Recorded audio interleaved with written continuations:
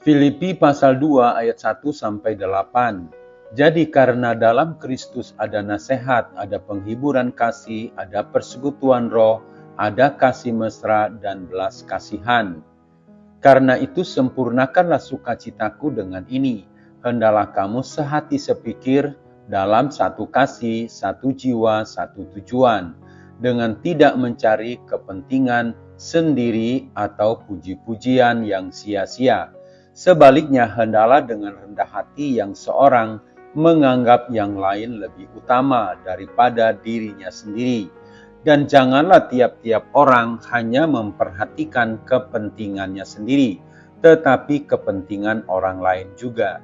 Hendaklah kamu dalam hidupmu bersama menaruh pikiran dan perasaan yang terdapat juga dalam Kristus Yesus, yang walaupun dalam rupa Allah tidak menganggap kesetaraan dengan Allah itu sebagai milik yang harus dipertahankan, melainkan telah mengosongkan dirinya sendiri dan mengambil rupa seorang hamba dan menjadi sama dengan manusia. Dan dalam keadaan sebagai manusia, ia telah merendahkan dirinya dan taat sampai mati, bahkan sampai mati di kayu salib. Baca juga Efesus pasal 4. Sehati bagian keempat. Saudara-saudara, pembelajaran di bagian ini menuju kesehatian pada level individual. Kita diajari dalam kitab suci bagaimana kita juga bisa melakukan bagian ini dalam bekerja menuju kesatuan hati. Ketika menulis kepada gereja di Filipi dengan mengetahui bahwa ada sejumlah masalah perpecahan dalam sidang jemaat itu, Filipi 4 ayat 2, Rasul Paulus mendorong mereka, hendaklah kamu sehati sepikir dalam satu kasih, satu jiwa, satu tujuan. Saudara-saudara, hambatan terbesar bagian ini adalah kesombongan. Kesombonganlah yang mengakibatkan seseorang mengabaikan orang lain dan mengangkat diri sendiri di atas segalanya. Kesombonganlah yang mengarahkan kepada mencari kepentingan diri sendiri atau pujian yang sia-sia. Ayat yang ketiga. Oleh karena itu, jantung yang berdetak dari kesatuan umat Kristen terletak pada kerendahan hati, kebalikan dari kesombongan. Dengan rendah hati yang seorang menganggap yang lain lebih utama daripada dirinya sendiri. Hal yang penting ini tidak lain adalah panggilan untuk menjadi serupa dengan Kristus. Seperti firman Tuhan katakan, hendaklah kamu dalam hidupmu bersama menaruh pikiran dan perasaan yang terdapat juga dalam Kristus Yesus. Ayat yang kelima, dialah yang telah meninggalkan tempatnya yang mulia dan telah mengosongkan dirinya sendiri, bahkan mengenakan pada dirinya rupa seorang hamba ketika ia menjadi sama dengan manusia.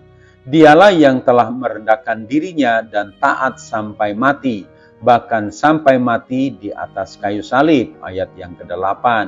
Dan tidakkah dia menderita semuanya ini agar kita dapat diperdamaikan dengan Tuhan di dalam satu tubuh. Sekarang semua menjadi kawan sewarga Allah, satu sama lain dari anggota-anggota keluarga Allah yang sama, dan turut dibangunkan menjadi tempat kediaman Allah di dalam roh. Efesus 2 ayat 16 sampai 22. Bukankah kita akan meremehkan pengorbanannya dan menyalahgunakan karunia-Nya ketika kita membiarkan perselisihan dan kesombongan untuk mengoyak-ngoyak apa yang telah Ia beli dengan darah-Nya sendiri? Saudara-saudara yang terkasih, marilah kita memeriksa diri kita sendiri. Apakah di gereja kita menjadi bagian untuk menolong, menuju, atau menghalangi kesatuan hati yang seharusnya berlaku di setiap sidang jemaat? Apakah kita dengan bangga berpegang teguh pada kesombongan yang egois dan dengan demikian menghalangi jalan kesatuan hati? Bagaimanakah kita bisa membiarkan ini terus berlanjut jika kita semua adalah anggota dari satu tubuh, dipenuhi dengan satu roh, dan dipanggil kepada satu pengharapan dari panggilan kita? Jika ada satu Tuhan, satu iman, satu baptisan, satu Allah, dan Bapa kita dari semua. Marilah kita mengesampingkan kesombongan dan keegoisan kita, agar kita semua dapat menikmati kesatuan hati. Untuk itu, kita harus siap berkorban, rela menjadi rendah demi kesatuan hati yang memuliakan Tuhan. Saudara-saudara, kesombongan memecah belah, tetapi kerendahan hati membawa kesatuan atau kesehatian. Teruslah belajar firman Tuhan agar kita tetap giat melayani HOR Ministry.